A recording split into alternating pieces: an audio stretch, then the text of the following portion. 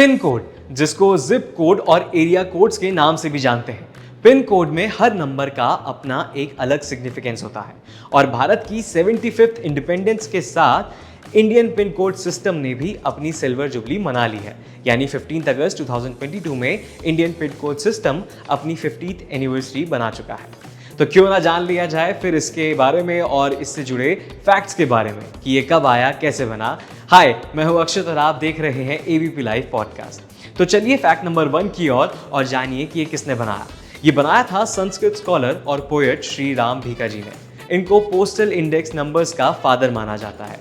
ये भारतीय सरकार की मिनिस्ट्री ऑफ कम्युनिकेशन के अंदर एडिशनल सेक्रेटरी थे और टेलीग्राफ बोर्ड के सीनियर मेंबर थे। जब इन्हें महसूस हुआ कि इंडियन पोस्टल सिस्टम की एफिशिएंसी को इम्प्रूव करना चाहिए, तब इन्होंने ये सिस्टम बनाया। इन्होंने सिर्फ पोस्टल सर्विसेज के लिए ही काम नहीं किया, बल्कि इन्होंने संस्कृत भाषा में 105 किताबें लिखी और इनके प्ले विलोमा काव्य को भी आज भी संस्कृत लिटरेचर का मास्टरपीस कहा जाता है। आइए चलते हैं आगे और जानते हैं फैक्ट नंबर 2, यानी ये आखिर पिन कोड्स होते क्या हैं।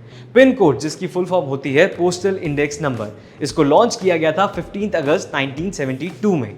ये 6 डिजिट नंबर्स होते हैं जिसमें हर एक नंबर का अपना एक महत्व होता है। इसको यूज किया जाता है इंडियन पोस्टल सर्विसेज द्वारा ताकि जगहों को पहचानने में आसानी हो। चलिए अब बढ़ते हैं अगले फैक्ट की ओर और जानते हैं कि ये क्यों बनाया गया था, यानी फैक्ट नंबर 3 में।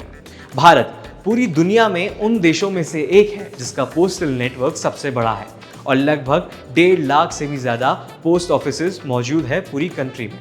अब उस देश में जहां अलग अलग शहरों में भी एक ही नाम की 2 जगहें मिल सकती हैं, वहां हमारे पार्सल दूसरे घर में तो पहुंच ही सकते हैं। बस इसी गलत फहमियों को दूर करने के लिए पोस्टल कोड डेवलप किया गया था।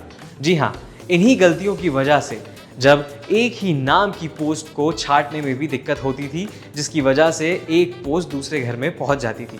इसी प्रोसेस को सिंपल बनाने के लिए पिन कोड सिस्टम को डेवलप किया गया। तो चलिए अब चलते हैं अगले फैक्ट की तरफ और जानते हैं इन नंबर्स का सिग्निफिकेंस क्या है। तो शुरू करते हैं फैक्ट नंबर 4 में। पिन कोड में टोटल 6 डिजिट्स होती हैं, जिसमें पहली डिजिट का मतलब होता है रीजनल पोस्ट, दूसरी डिजिट का मतलब होता है सब रीजन और थर्ड डिजिट का मतलब होता है सॉर्टिंग डिस्ट्रिक्ट। एक तरह से जियोग्राफिकल रीजन, लेकिन उसमें आर्मी का फंक्शनल एरिया इंक्लूड नहीं होता है।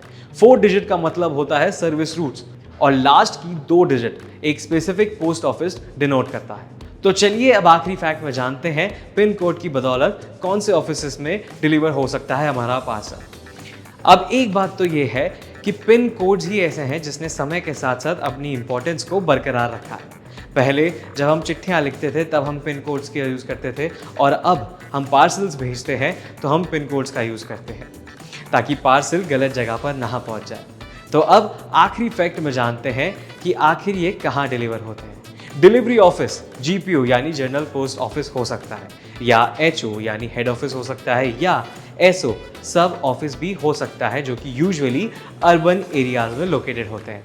तो ये थी बात पिन कोड्स की। वीडियो अच्छी लगी हो तो लाइक और शेयर करें वीडियो को और सब्सक्राइब करें एबीपी लाइव पॉडकास्ट को। धन्यवाद।